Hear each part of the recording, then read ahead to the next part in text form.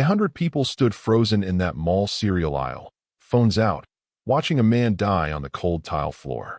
His lips turning blue, his chest still. But one person moved, a barefoot 19-year-old everyone had ignored all morning. He dropped to his knees and pressed hard against the biker's chest, counting out loud while the crowd just stared. The biker's heart had stopped. Time was running out. And what happened after the ambulance doors closed? The truth will break you. Because sometimes the person society throws away is the one who saves us all. Before we continue, please subscribe to this channel and let us know in the comments where you are watching from. Enjoy the story. It happened during the lunch rush, when the mall was at its loudest. The air was thick with fryer grease and sugar, voices stacking on top of voices, trays clattering, laughter bouncing off tile and glass. In the middle of it all, a man in a leather vest and scuffed boots moved through the cereal aisle like a dark current. Hunter, a biker, broad-shouldered, weathered, the kind of man people clock without really seeing. He took 3 more steps, then slowed. His hand drifted to his chest, not dramatic, almost curious, as if checking for a misplaced wallet. Then his knees buckled. The sound didn't carry the way it should have. When his body hit the floor, the mall noise collapsed inward, as if someone had thrown a heavy blanket over the world. The roar of the crowd dulled into a distant underwater hum. In its place came a single, relentless thud. Thud, thud, thud. A heartbeat, too loud, too fast. People froze. That's the part no one likes to admit. Dozens of people were there, close enough to smell the leather, close enough to see his eyes roll back, close enough to help. And yet no one moved. Not because they didn't care, but because the human brain, when confronted with sudden crisis in a crowd, often waits for permission. Someone else will act. Someone else must know what to do. The bystander effect isn't cruelty. It's paralysis dressed up as normalcy. Hunter's lips were already changing color. A bluish tinge creeping in at the edges, subtle but unmistakable. Maybe 15 seconds had passed. In another 45, brain damage would begin. Time, which had felt abundant a moment ago, suddenly became a predator. A woman gasped and covered her mouth. A man fumbled for his phone, unsure whether to dial or record. A child tugged at his mother's sleeve and was pulled back, shielded, as if this were something contagious. The space around Hunter widened, a ring of uncertainty expanding outward. No one wanted to be first. No one wanted to be wrong. The heartbeat grew louder. Hunter tried to breathe. His chest hitched once, twice, then stilled. His eyes stared past the fluorescent lights, unfocused, already leaving.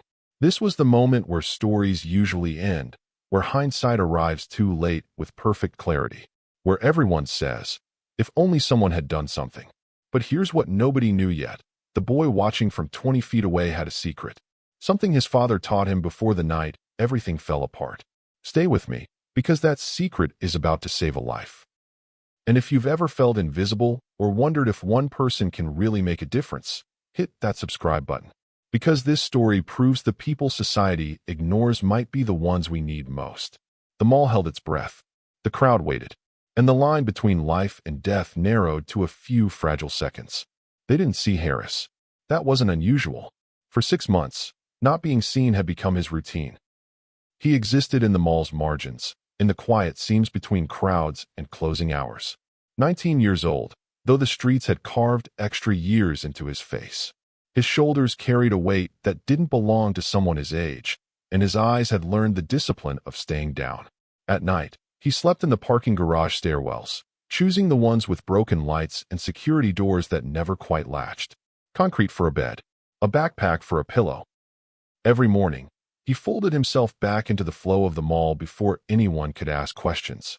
He washed in public restrooms, cold water splashed onto his face, hands scrubbed until they stopped shaking. Soap when there was some, paper towels when there weren't. The cereal aisle workers knew him. Or rather, they knew how not to know him. They wiped counters around where he stood. They looked through him while calling out orders. A few slid day-old fries into the trash a little slower than necessary, never making eye contact. Kindness, but only the kind that doesn't ask for conversation. By noon that day, more than 200 people had already ignored him. They passed him with shopping bags swinging, phones glowing in their hands. They stepped around him when he sat too still. They flinched when he moved too fast. Harris had learned how to make himself smaller, how to blend into the architecture. A pillar, a shadow, a problem someone else would deal with later. But there was one thing the streets hadn't taken from him. When Harris was 14, his father had knelt across from him on a living room floor, hands placed carefully on a borrowed CPR dummy. His dad had been a paramedic, the kind who came home exhausted but never empty, the kind who believed knowledge was something you passed down, not something you hoarded. Your hands can bring someone back, son, his father told him, guiding Harris's palms to the center of the chest. Never forget that. Harris didn't forget. 5 years ago, his father didn't come home one night. A drunk driver. A call that split time into before and after. His mother unraveled slowly after that, then all at once. Addiction filled the space grief left behind. Harris moved between distant relatives' homes, never long enough to unpack, never settled enough to breathe.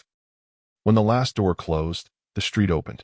And now here he was, invisible again, standing near a pretzel stand, counting coins, feeling the familiar ache of being overlooked. Then the sound changed. Not loud, just wrong. The air shifted. The crowd stiffened. Harris looked up and saw a man on the floor, too still, surrounded by a ring of hesitation. He saw the color draining from the man's face. He saw the seconds ticking away in the way only someone trained to notice could. Around him, people froze. Phones hovered. Feet shuffled. No one stepped forward. And on this particular Saturday, being forgotten was about to become his greatest advantage. Because when everyone else hesitated, no one was watching him. Harris didn't hesitate. He kicked off his worn shoes mid-stride and ran. Bare feet slapped against the cold tile, each step sharp and grounding, like the floor itself was keeping him present. He dropped to his knees beside Hunter, the impact jarring, immediate. Up close, the man looked bigger somehow, heavier, his chest unmoving, his skin tinged with blue that no lighting could explain away. The crowd shifted. Whispers rippled outward. Phones lifted higher. Somewhere behind them, security was pushing through, radios crackling, too many bodies in the way, every second stretched thin. Harris didn't look up. He placed one hand in the center of Hunter's chest, the other on top, fingers interlocked the way he'd been taught years ago on a living room floor that no longer existed. He locked his elbows, leaned forward, and pressed down. Hard. 2 inches deep. 1, he said out loud, his voice steady despite the noise swelling around him. 2, 3. The first compressions felt wrong, then inevitable. Bone resisted, then yielded. Harris counted anyway, each number an anchor. Around him, someone asked if an ambulance had been called. Someone else swore under their breath. A phone chimed as a video started recording. 28, 29, 30. He tilted Hunter's head back, pinched the nose, sealed his mouth, and breathed. Once, twice. Then his hands were back where they belonged. 1, 2, 3. Sweat beaded on Harris's brow, sliding down into his eyes. His arms burned, shoulders screaming, but the rhythm found him. Press, release, press, release. The mall dissolved into background static. There was only the chest beneath his palms and the count in his head. Someone yelled, "Is he even doing it right?" Harris didn't react. He couldn't afford to. He stared at a spot on Hunter's vest and kept going, arms pumping steadily, mechanically, like the rest of the world had been muted. His breathing synced with the compressions. 30. 2 breaths. Again. Time stretched. Seconds dragged like minutes. Then Hunter's body jerked. A sharp gasp tore out of him, ragged and sudden, like air was being yanked back into a place it had abandoned. His chest convulsed once, then again. A sound rippled through the crowd, a collective intake of breath, disbelief folding into relief. Harris froze for half a beat, just long enough to confirm it was real. Then hands were on his shoulders. Voices closer now. Louder. Paramedics dropped beside him, efficient, practiced, already taking over. Oxygen mask. Monitors. Commands fired in clipped bursts. Hunter was lifted onto a gurney, straps pulled tight, wheels locking and unlocking as they turned. And just like that, Harris stood up. No one stopped him. No one thanked him. In the chaos, he slipped backward, barefoot again among shoes and shopping bags, melting into the mass of people who had never noticed him before. By the time the gurney disappeared, he was already gone, heading back toward the corners he knew. Harris thought that was the end of it. Just another day of being nobody. But while he was walking back to his corner, Something was already happening at the hospital that would change everything. And here's what makes this story unbelievable. Hunter wasn't just any biker. What he did for a living, and who he knew, is about to turn this entire story upside down. Hunter woke to beeping. Not the steady kind you tune out, but sharp, insistent pulses that cut through the fog in his head. His eyes fluttered open and closed again, overwhelmed by white light and the weight of his own body. Tubes traced into his arms. A mask rested against his face. Every breath felt borrowed. A doctor noticed the movement and stepped closer, calm but unmistakably serious. He explained it slowly, the way you do when the truth is heavy. You had a sudden cardiac arrest, he said. Someone started CPR almost immediately. Without that, you'd be brain dead or gone. Who was with you? Hunter frowned. He searched his memory and found only noise. Voices. Bright lights. Then nothing. I was alone, he said finally. I don't remember anyone. The doctor exchanged a look with the nurse. You weren't alone, he said. Someone knew exactly what to do. Later, when Hunter was strong enough to sit up, security wheeled in a small monitor. Mall footage. Grainy. Overhead angles. Time-stamped, but distant. The screen showed the serial all erupting into confusion, people stepping back, phones rising. Then, from the edge of the frame, a barefoot kid rushed in. 19 maybe. Thin. Moving fast. Hunter leaned forward despite the ache in his chest. He watched the boy drop to his knees, hands finding the right place without hesitation. Watched the compressions. Hard, deliberate, relentless. Watched the kid count out loud, jaw clenched, eyes locked downward like nothing else in the world existed. And then, just as suddenly, the footage showed him standing up and walking away, swallowed by the crowd. Hunter stared at the paused frame. There was desperation in the boy's movements. Not panic, purpose. The kind that comes from knowing time is the enemy and acting anyway. Hunter had seen a lot in his life. Violence, loyalty, brotherhood forged in blood and asphalt. He'd spent 20 years in a motorcycle club where the word family meant something hard-earned. But he had never seen this. A 19-year-old with nothing, giving everything to save a stranger he would never meet. Find him, Hunter said quietly. The nurse hesitated. Sir, he looks homeless. No shoes. No ID. He left before anyone could talk to him. Hunter didn't take his eyes off the screen. Find him anyway. I need to find him. Word spread fast through the channels Hunter knew. Mall security reviewed hours of footage. Guards were questioned. The mall workers were asked who they'd seen, who they'd ignored. Descriptions were passed around. Barefoot, backpack, young but worn. Some shrugged.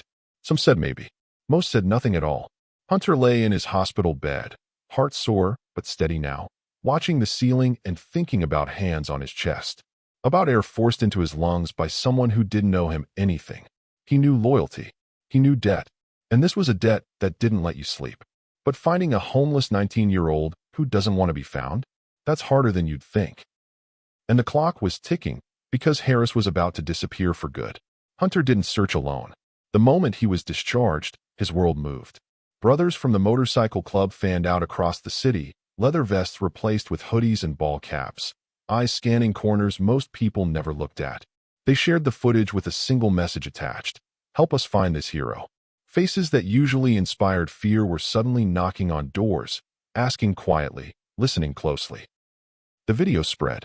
Screenshots from the security footage appeared online. Stills frozen on a barefoot kid bent over a dying man. Local pages reposted it. Then larger ones. Then the news picked it up, looping the grainy clip while anchors talked about miracles and good Samaritans. The story grew legs, the kind that move faster than anyone expects. Harris saw it by accident.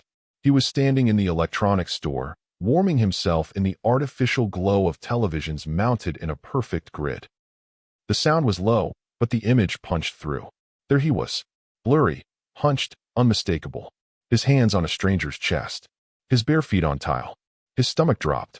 His first instinct was to run, not because he regretted what he'd done, but because attention felt dangerous. Curiosity tugged at him too. The man had lived. He could see that now. The headline said so. For a split second, pride flickered. Then fear crushed it. Harris pulled his hood tighter and backed away as a security guard passed too close, eyes sweeping the crowd. Another step, and he would have been seen. Another glance, and everything could have unraveled. He slipped out a side entrance and disappeared into the garage stairwell, heart hammering like it had in the cereal aisle. The mall changed after that. A news crew set up near the cereal aisle, lights glaring, microphones outstretched. Witnesses were interviewed, most saying the same thing. They didn't know him. They hadn't noticed him. Harris watched from behind pillars, from reflections in glass, timing his movements between crowds. Twice he almost crossed paths with people holding printed screenshots. Once he ducked into a restroom and waited 20 minutes, breathing shallow, listening for footsteps. He had reasons to hide. Outstanding warrants for loitering. Tickets he could never pay. A lifetime of learning that systems rarely distinguish between help and trouble when you look like he did. Attention meant questions. Questions meant records. Records meant doors closing. Because here's what Harris knew that we didn't. After his mother died, he'd been passed between distant relatives like an obligation no one wanted. Each house came with new rules, new tension, and the unspoken countdown to when he'd be asked to leave.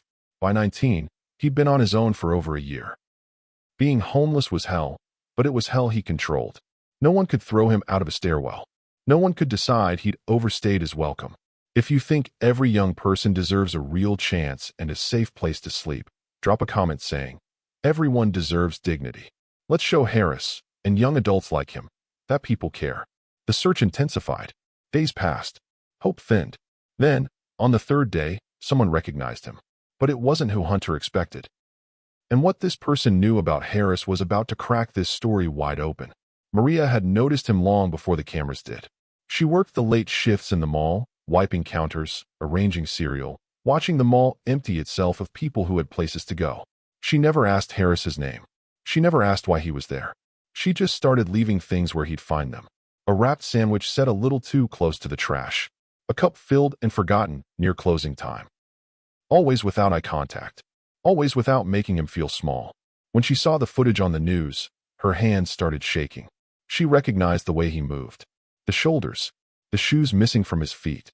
She stared at the screen for a long time before picking up the phone and dialing the number at the bottom of the broadcast.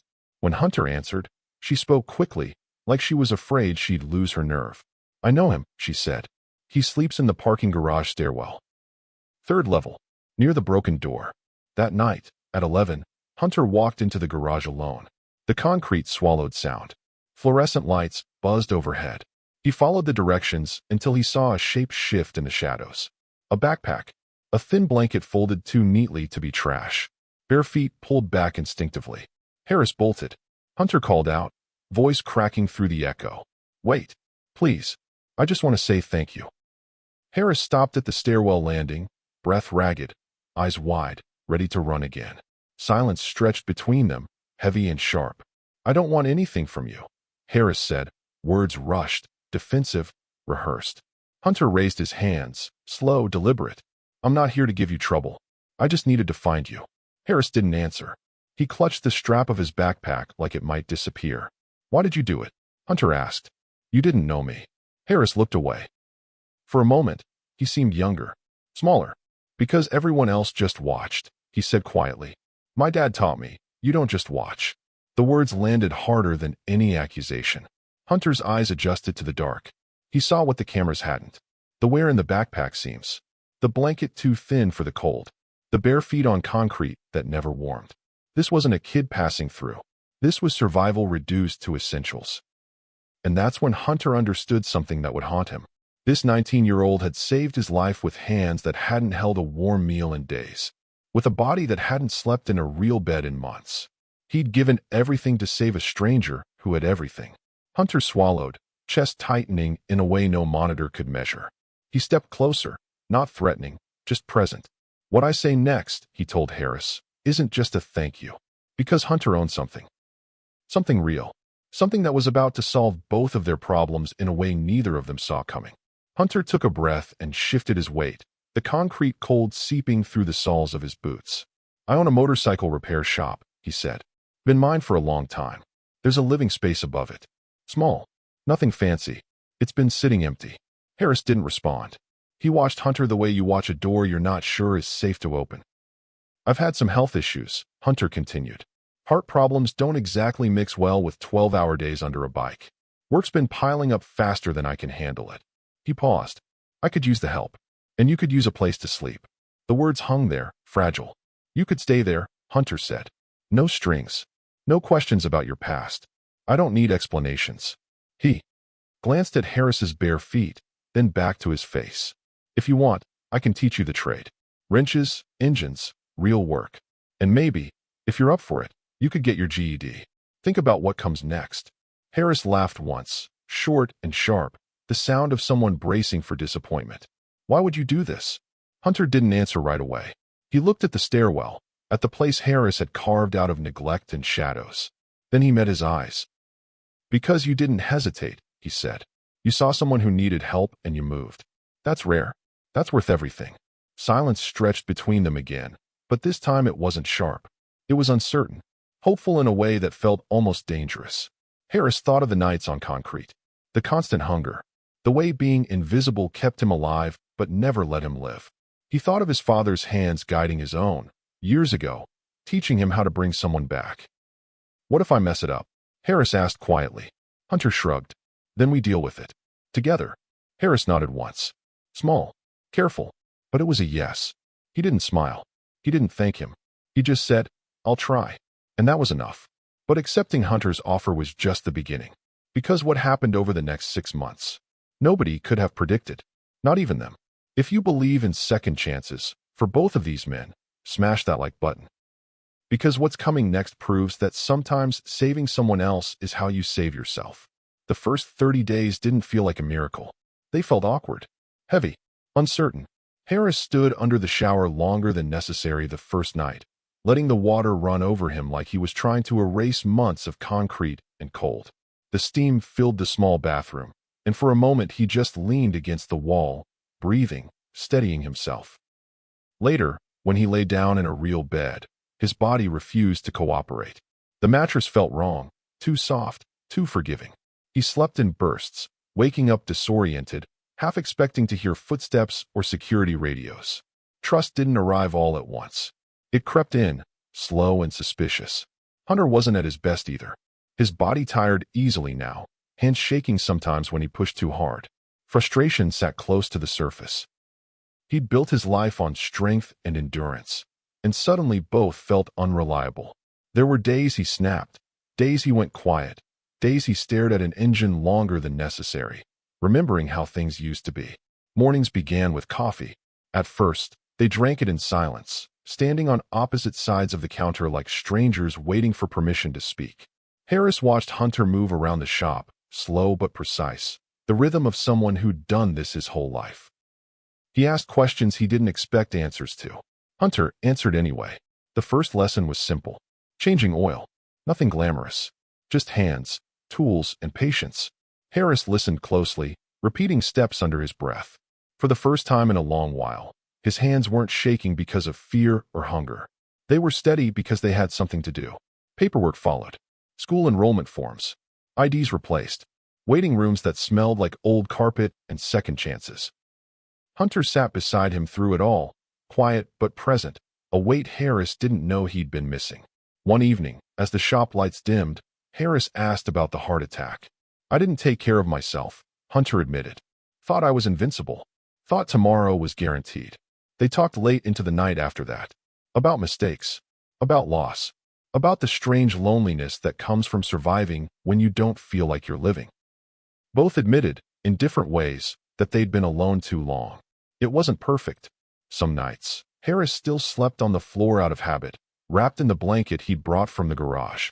Some days, Hunter wondered if he'd made a mistake, if he'd taken on more than his weakened heart could handle. They argued over small things, left words unsaid, tested boundaries without meaning to. But slowly something shifted. Laughter came easier. Silences felt less threatening. The shop began to feel warmer, not because of heat, but because of presence. Meals were shared. Plans were mentioned out loud. And without either of them naming it, something neither had felt in years started growing. Family. Harris took to the work like it had been waiting for him. He learned fast, not just the motions but the reasons behind them. How an engine sounded when something was off. How a bolt felt when it was about to strip. Hunter watched from a few steps back, offering corrections only when necessary, pride sneaking in where frustration used to live. The first solo repair job came on a quiet afternoon. A minor issue. Routine. Harris's hands moved with confidence now, grease under his nails, focus etched into his face. When he finished, he stepped back and checked everything twice, then a third time, just to be sure. The bike fired up clean. Smooth. The sound lingered in the shop like applause. Harris smiled before he could stop himself. Customers noticed. They started asking for the young guy. Not out of charity, but because his work held up. Because he cared. Because he listened. For someone who had spent so long unseen, being trusted felt almost unreal. At night, after the shop closed, Harris spread textbooks across the workbench. GED classes filled his mornings, grease and engines filled his afternoons, and numbers and words claimed his nights. He studied under the same lights where bikes were rebuilt, whispering answers to himself, pushing past the voice that said this wasn't for him.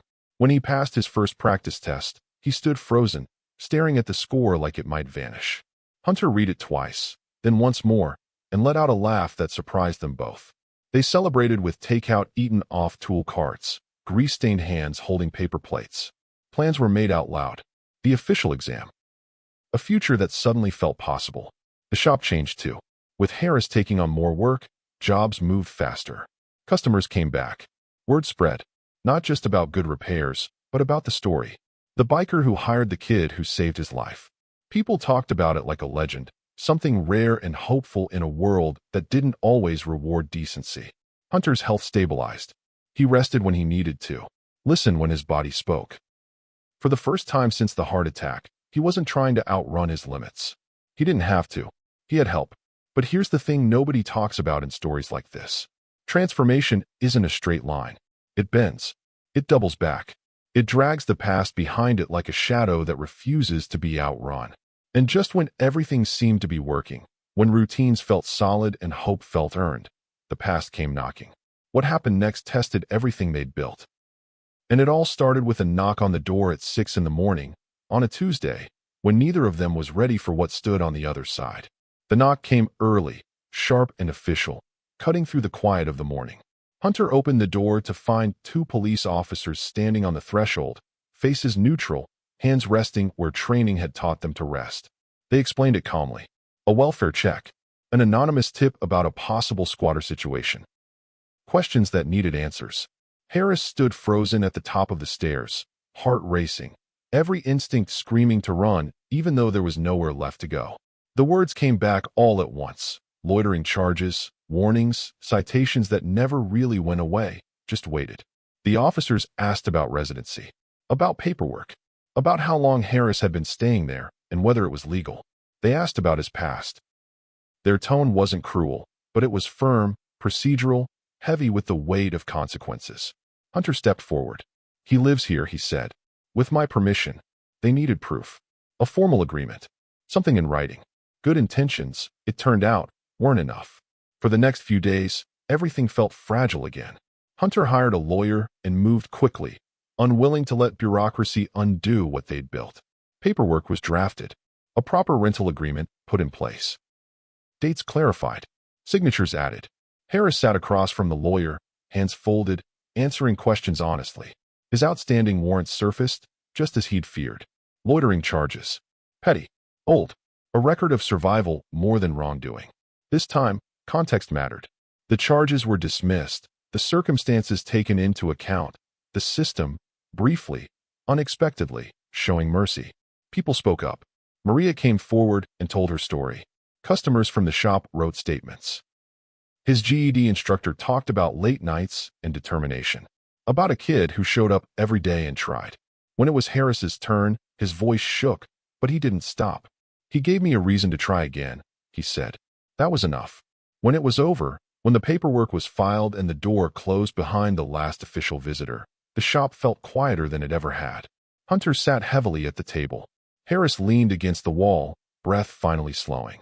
Neither of them spoke right away. Relief came in waves. Not loud, not dramatic, just the steady realization that this mattered more than either of them had admitted. That losing it would have hurt more than they were prepared to face. And that's when they both understood the truth. That day in the mall, 2 people were dying. One from a stopped heart, one from a stopped life. And somehow, impossibly, They'd saved each other. 6 months later, the shop hums with life. The doors are open more often now. Engines roll in and out. The workbench is crowded, not with chaos, but with purpose. Harris has his own toolbox, scratched, heavy, earned. His hands move with confidence, muscle memory layered over